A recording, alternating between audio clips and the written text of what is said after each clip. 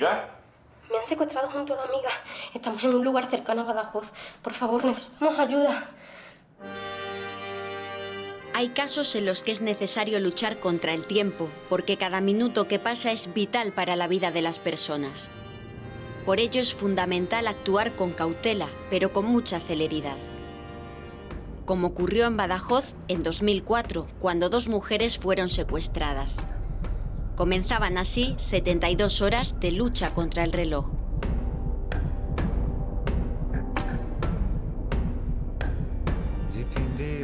La investigación comenzó un día 15 de noviembre del año 2004, cuando se personó en esta dependencia directamente un varón, una persona, y bueno, pues al compañero que estaba aquí trabajando, cumpliendo su servicio, le denunció que había conocido a 2 ciudadanas rumanas a través de internet mientras estaban en su país, que estas ciudadanas rumanas habían programado un viaje para España, que deberían haber llegado ya a España hacía 5 días, pero no tenía noticias todavía de ella hasta ese mismo día en la que presentó la denuncia, en la que había recibido una llamada.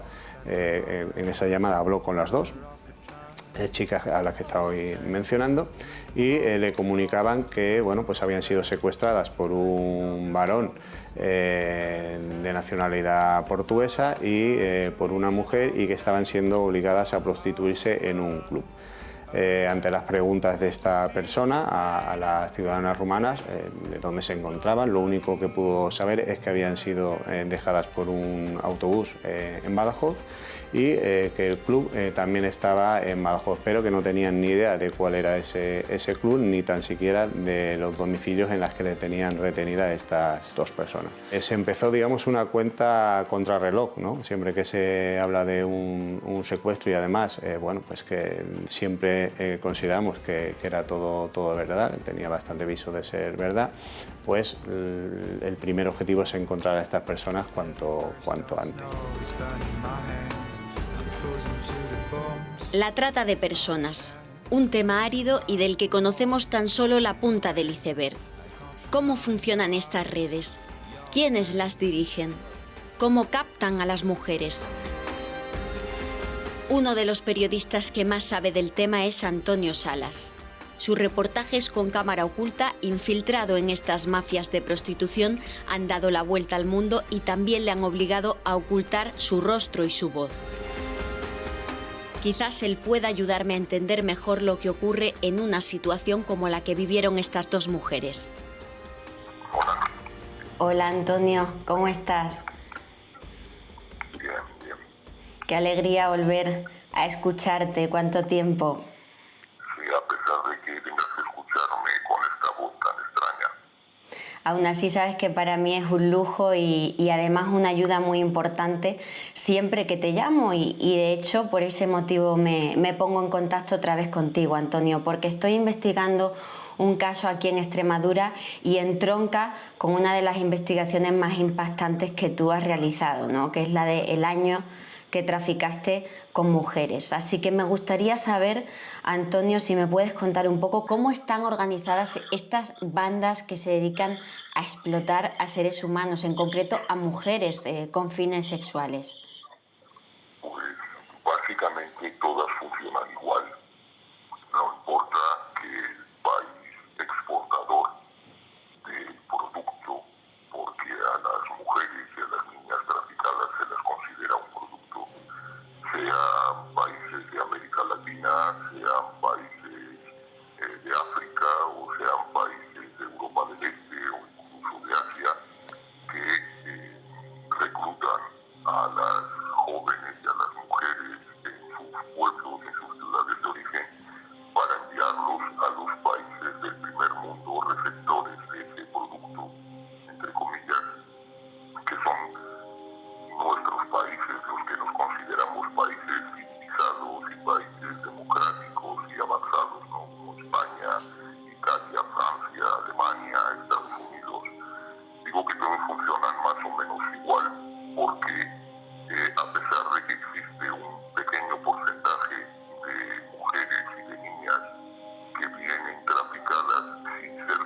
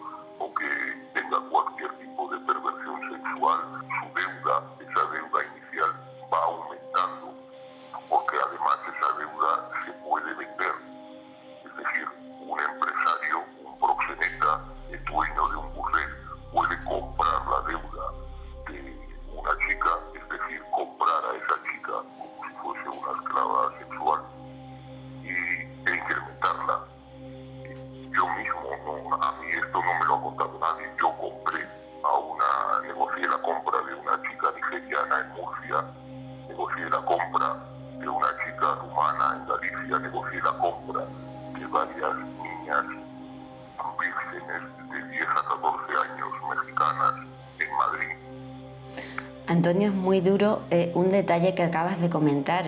Tú has estado meses y meses infiltrado en la prostitución y dices que no has conocido a ninguna que esté ejerciendo voluntariamente.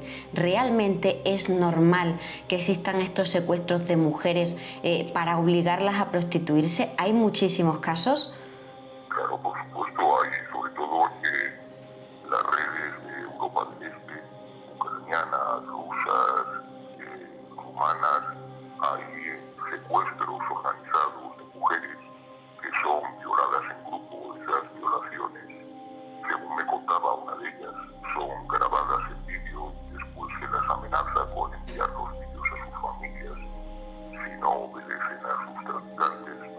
Y en esos casos ellas no han ejercido voluntariamente, no han decidido voluntariamente ejercer la prostitución.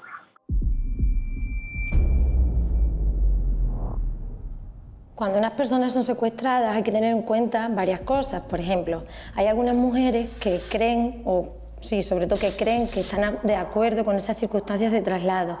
El problema es cuando llegan a esa realidad, que no es una realidad que ellas esperaban, no es esos cambios tan beneficiosos que a ellas les habían prometido. Y cuando llegan a esa nueva situación, pues se generan sentimientos de vergüenza, sentimientos de culpa, sentimientos de menosprecio hacia sí mismas por el simple hecho de haber consentido esta situación. Pero independientemente de cómo haya sido ese traslado, son personas que pasan una situación donde se vulneran sus derechos. Por tanto, sienten y piensan que están siendo denigradas, que se ha acabado su intimidad, que están siendo privadas de su libertad física, de su libertad social, su libertad sexual, y al fin y al cabo se dan cuenta de que pierden el control sobre sus vidas. La información que maneja la policía es muy escasa. No tienen datos y es imposible contactar con las mujeres. No se sabe nada y el tiempo sigue corriendo. A partir de ahí, pues se monta un dispositivo. Lo primero que se hace es intentar localizar el club de Alterne por los pocos, pues la poca información que se había conseguido en esta llamada. Como digo, se reunió a toda la brigada, se sectorizó la ciudad de Badajoz, incluso también la parte de la provincia de Badajoz. Y funcionarios policiales nos desplazamos hacia los clubes de Alterne para intentar sacar pues cualquier tipo de información que nos pusiera sobre la pista de estas dos personas. Aquel 15 de noviembre la vida en Badajoz seguía su curso. Ningún vecino podía imaginar que un grupo de policías se desplegaba cautelosamente por la periferia de la ciudad para salvar la vida de dos mujeres.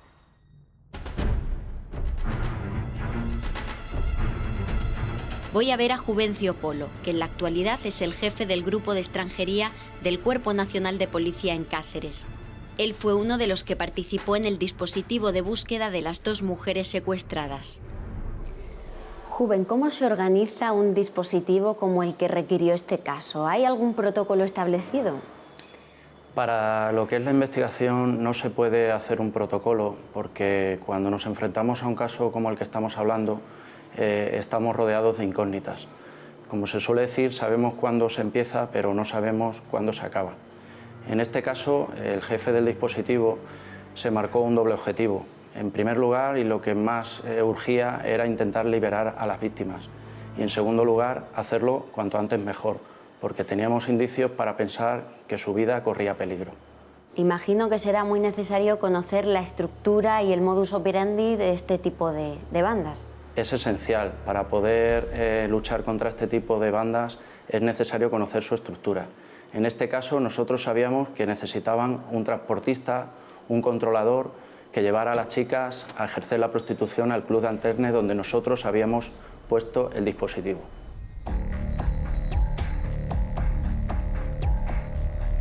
Hay otro aspecto importantísimo, Juven, que sería conocer si Extremadura es un punto de paso o de destino para este tipo de mafias.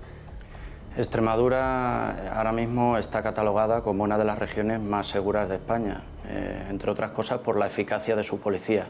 Pero no cabe duda que existen asentamientos de grupos criminales dedicados a la trata de seres humanos que han utilizado nuestra región para lucrarse con la miseria de esas mujeres que han traído desde otros países.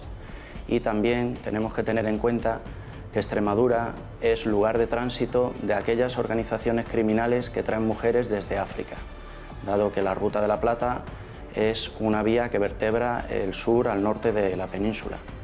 Pasan por aquí antes de su destino final a otras comunidades e incluso a otros países. Efectivamente, así es. La entrada a través del campo de Gibraltar de este tipo de organizaciones hace que Extremadura sea uno de los lugares de tránsito hacia otros puntos de España o del resto de Europa.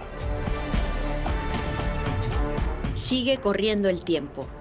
La rapidez es fundamental a la hora de tomar decisiones que no perjudiquen a las víctimas. Lo primero que se decidió fue hacer un barrido por los locales de Alterne de Badajoz y cruzar los datos que se obtuvieran. En un primer momento, pasada esa misma noche, cuando nos reunimos al día siguiente por la mañana, bien temprano, después de haber estado toda la noche recorriendo los clubes, como digo, pues pusimos en confrontación toda la información que habíamos obtenido y llegamos a la conclusión de que el club al que se referían las mujeres era el Club Pirámide, que estaba situado en el polígono El Nevero de Badajoz. Las chicas rumanas que supuestamente habían sido secuestradas no estaban allí cuando se hizo una primera inspección, pero sí que se obtuvo información en el sentido de que había 2 ciudadanas rumanas que hacía varios días habían estado yendo al club, que no habían trabajado con ningún cliente y habían desaparecido. Y también nos dieron información de que estas chicas estaban siempre en contacto con otra ciudadana rumana a la que apodaban Rosana, pero que esta persona o esta mujer tampoco había aparecido en los últimos días por el club. Las chicas habían desaparecido. Era preciso encontrar un rastro con el que trabajar. ¿Quién era esa Rosana? ¿Estaban retenidas en alguna vivienda de Badajoz? Entre todas las preguntas que me hago hay una que me inquieta. ¿Qué pasaría por la cabeza de estas mujeres en una situación así? Para obtener más datos he quedado con Nardi, de la Asociación de Derechos Humanos de Extremadura, un colectivo muy implicado en la denuncia de la trata de personas con fines sexuales. Nardi, hay un tema que me inquieta y que la sociedad muchas veces parece ajena a él, y es la trata de personas. ¿Podrías decirme en qué consiste la trata de seres humanos? Bueno, la trata de seres humanos, la trata de mujeres con fines de explotación sexual, es una vulneración de derechos humanos, es la nueva esclavitud del siglo XXI, una gran lacra, ¿no? Que conlleva pues captación, lleva engaño, lleva lo que es el traslado, que es un conjunto de medios para que se dé la trata. En vuestros informes pues contáis que se trata de uno de los negocios más lucrativos del mundo. ¿Tenemos cifras, datos que demuestren las cantidades de dinero que mueven Extremadura? A nivel de Extremadura no tenemos esos datos, pero sí que a nivel nacional se habla de que la trata mueve 5 millones de euros al día. Y en cuanto a las mujeres que están siendo obligadas, forzadas a ejercer la prostitución aquí en la región, ¿tenemos datos de qué número? Sí, según delegación del Gobierno de Extremadura, aproximadamente unas 1.500 mujeres están en contexto de prostitución, siendo un porcentaje muy alto las que son víctimas de trata. ¿Y cómo y desde dónde llegan estas mujeres? ¿Cómo son captadas? Bueno, las mujeres llegan fundamentalmente de Europa del Este, y dentro de Europa del Este destacaríamos Rumanía, de América Latina, destacando Brasil, Paraguay y República Dominicana, y del África subsahariana destacaríamos las mujeres nigerianas. ¿Y cómo se denuncia este tipo de casos? ¿Es la víctima la que tiene que denunciar? ¿Puede denunciar cualquier persona? ¿Cuál es el proceso que hay que seguir? En cuanto a las víctimas, son muy pocas las mujeres que deciden denunciar. Tenemos datos de que solo el 1% de las mujeres denuncia, si nos preguntamos por qué, ¿no? ¿Por qué solo ese 1%? Bueno, es ante miedo, miedo por amenazas, pero no solo amenazas a ella, sino amenazas también a su propia familia en el país de origen. Estamos ante mujeres que muchas no conocen el idioma, no conocen los recursos, no saben dónde acudir, además están indocumentadas porque el pasaporte se lo retiran una vez que llegan al país de origen, con lo cual eso hace que no se denuncie, ¿no? Por otra parte, ¿cómo combatirla la sociedad en general? Pues a través de la tolerancia cero. Muchas gracias, Nardi, por aportarnos datos sobre esta realidad tan incómoda, tan dolorosa que hay ahora mismo aquí en la región. De nada, gracias a vosotros. Conociendo el modus operandi de estas redes y contrastando los datos que se empezaban a obtener, la policía trazó una línea en la investigación que comenzó a dar sus frutos rápidamente. Con esta información nos empezamos a mover también no solamente por clubes, sino por otra serie de zonas relacionadas siempre con la prostitución, y llegamos a identificar a esta ciudadana rumana, a la que apodaban Rosana, o la que se hacía llamar Rosana, y también llegamos a identificar a una persona que siempre acompañaba a esta persona a los clubes de alterne. Había trabajado ya en varios, que era un ciudadano portugués al que llamaban Pedro el Macarra. Bueno, pues con esta información se montaron dispositivos de vigilancia durante todo el segundo día y parte del tercero sobre el Club Pirámide y además sobre otro par de clubes que pensábamos que podían estar relacionados. Fue el día 16 por la noche, más bien, cuando se vio a Rosana llegar al club. Se estuvo toda la tarde vigilando hasta que al cierre del club se vio como esta persona salía del club y era recogida por un vehículo que ya teníamos controlado, o por lo menos que conocíamos la marca y el modelo, y en el que supuestamente iba Pedro el Macarra. Con los dispositivos disponibles se hizo un seguimiento discreto sobre este vehículo y se vio cómo en un primer momento pararon el vehículo en la calle Pero de Alvarado de Badajoz, donde descendieron los dos y subieron a un domicilio, a un piso.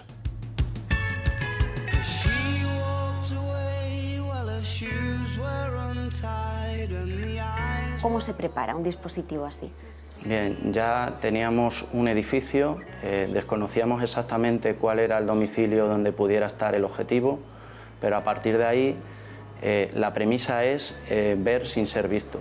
Es decir, lo que se trata es de localizar los puntos de entrada y salida que puedan tener el edificio. Hacemos un estudio, garaje, puertas de acceso, puertas de servicio, y a partir de ahí, con los recursos con los que contamos, vamos a establecer una vigilancia perimetral sobre ese edificio que nos permita tener controlado todo el que entra y todo el que sale. De hecho, en este caso estuvimos muchísimas horas aguantando hasta que conseguimos que uno de los miembros de la organización saliera y de esta manera localizarlo. Han pasado casi 3 días desde que comenzó la investigación. Los agentes no han parado y los dispositivos de vigilancia comienzan a dar sus frutos. A partir de este momento, todo se precipita.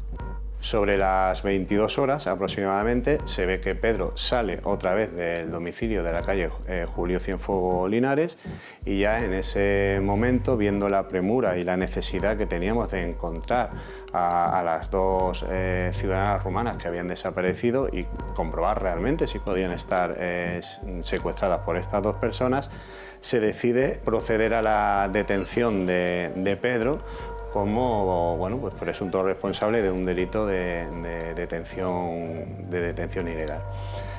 Inmediatamente que se detiene a Pedro el Macarra, se le pregunta si había alguien más en el piso del que acababa de salir, y él voluntariamente manifiesta que sí, que hay 2 ciudadanas rumanas en el mismo.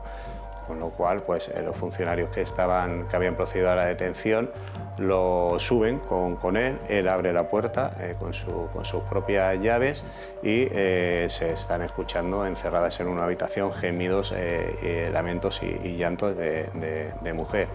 Cuando abrimos la puerta estaban allí las dos ciudadanas rumanas con las luces apagadas, llorando, y fue ya cuando nos identificamos como policía mediante la exhibición de nuestra placa insignia, cuando ya se echaron a llorar y se abrazaron a nosotros, hablando en rumano y simplemente solicitando auxilio y protección. Hemos hablado todo el rato, ¿no?, de la parte policial, de la parte operativa, pero también existe esa parte humana, ¿no?, el miedo que ellas tenían y el trato que recibieron una vez que estuvieron ya con vosotros en comisaría. Sí, en este caso hubo también una situación. Nuestra única preocupación era que ellas estuvieran bien, que de alguna manera superaran el trauma que en ese momento estaban viviendo, porque prácticamente estaban en estado de shock.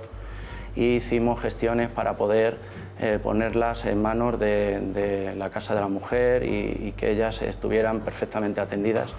Pero era tal el miedo, era tal el pavor que en ese momento sentían y habían sufrido tal clase de amenazas que se negaron en rotundo a salir de comisaría, y tuvimos que habilitar un despacho del que entonces era jefe de brigada. Se convirtió en una habitación improvisada. Llevamos allí unos sofás, llevamos unos calefactores, procuramos comida y bebida para que estuvieran bien atendidas, y estuvimos con ellas toda la noche para que se sintieran bien y que fueran superando ese temor. Pues muchas gracias, Juven, por habernos trasladado no solo la parte policial, sino sobre todo también la parte humana de este caso. De acuerdo, gracias. Las preguntas se suceden en mi cabeza. No solo porque intento imaginar a qué se enfrenta una persona que ha sido retenida en contra de su voluntad. Hay más, y para ello es importante saber qué pasa cuando todo termina. Cuando termina el secuestro tenemos que tener en cuenta que ni todas las personas reaccionan igual a un suceso estresante, y un suceso estresante desencadena los mismos síntomas en cada una de las personas. Hay que tener en cuenta un poco las características previas de personalidad, así como la duración del secuestro y la gravedad de las formas de extorsión que han sufrido estas mujeres. Independientemente, hay una secuela psicológica. Independientemente de su gravedad, esas secuelas pues son sentimientos de apatía, de tristeza, de irritabilidad, trastornos de la conducta alimentaria, trastornos de adicción, trastornos del control de impulso. Los trastornos del estado de ánimo, como la depresión, son muy comunes y muy importantes. Los trastornos de ansiedad, como el pánico, la fobia. Y en muchos casos se puede desarrollar TEP, que es el trastorno de estrés postraumático.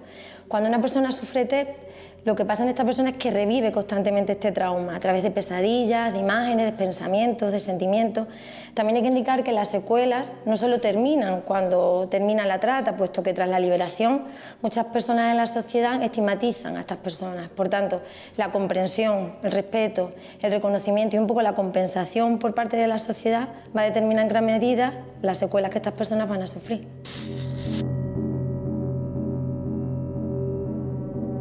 Antonio, ¿qué es lo que ocurre cuando ellas consiguen salir de ese infierno? Porque en el proceso de investigación del año que trafiqué con mujeres y de Operación Princesa, tú pudiste conocer a mujeres que ya habían conseguido salir de la prostitución. ¿Ellas tienen miedo a declarar? ¿Cómo se sienten? Nunca salen de la prostitución. Para una mujer que ha ejercido la prostitución, es una losa que pesa sobre ellas. Piensa que la inmensa mayoría mienten a sus amigos, mienten a sus familias, mienten a sus relaciones y ocultan como su mayor secreto que han ejercido la prostitución. Yo me he encontrado con casos de chicas que, recuerdo por ejemplo una chica del País Vasco que había ejercido la prostitución durante un tiempo y que años después de haberlo dejado se encontró con un antiguo cliente que la reconoció y la obligó a mantener una relación sexual bajo la amenaza de decirle a sus padres a qué se había estado dedicando mientras estudiaba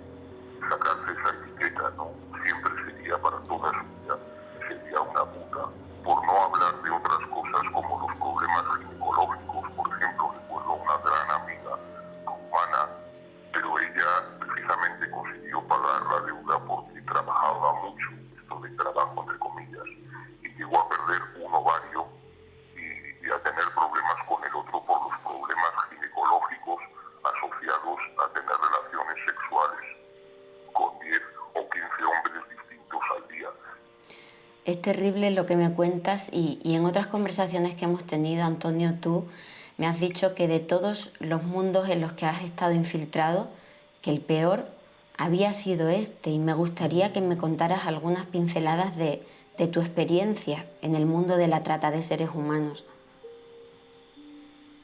Pues podríamos estar horas, porque a pesar de que yo he realizado trabajos de periodismo encubierto en temas muy diferentes como el narcotráfico, el terrorismo internacional, el yihadismo, los movimientos neonazis, aunque sean temas que parecen más duros o más peligrosos o más costosos económicamente, para mí no ha existido ninguna experiencia más traumática y más dura.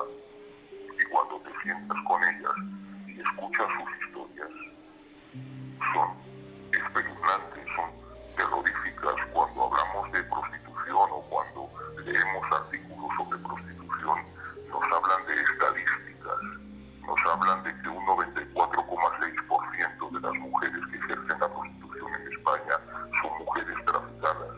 Nos hablan de números, pero detrás de cada uno de esos números, detrás de cada una de esas estadísticas, hay una persona, hay un ser humano, hay una mujer o una niña. Antonio, muchas gracias por haberme trasladado esta realidad y, por favor, cuídate mucho. Gracias a vosotros.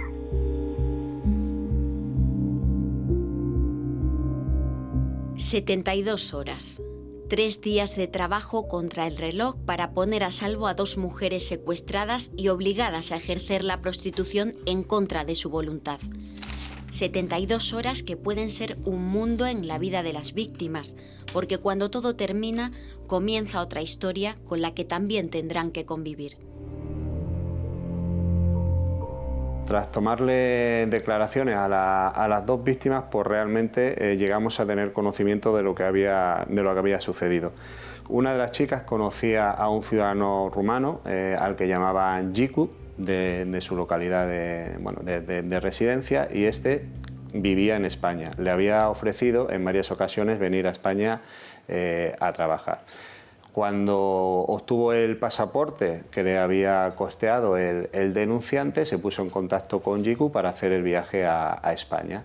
Gicu le gestionó todo y quedó un día con ella en que a ella y a su compañera la recogería el conductor de un autobús para traerlo hacia España sin decirle dónde. Ella siempre pensando que iban a reunirse con el denunciante, además de con Gicu, pues para aprender aquí español y ponerse a trabajar.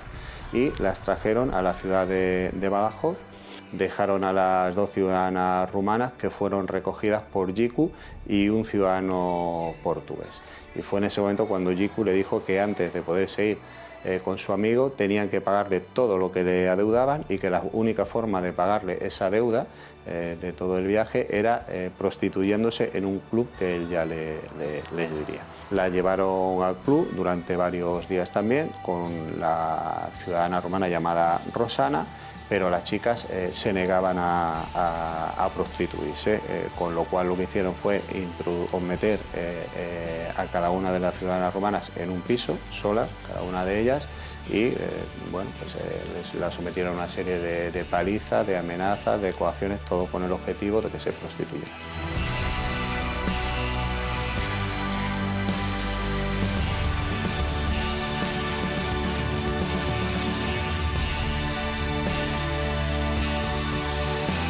No existen crímenes grandes, ni tampoco pequeños. Un crimen es un acto delictivo y el delincuente, de una forma u otra, siempre paga. Ellos, mejor que nadie, deberían saber que las cosas no son como empiezan, sino como terminan.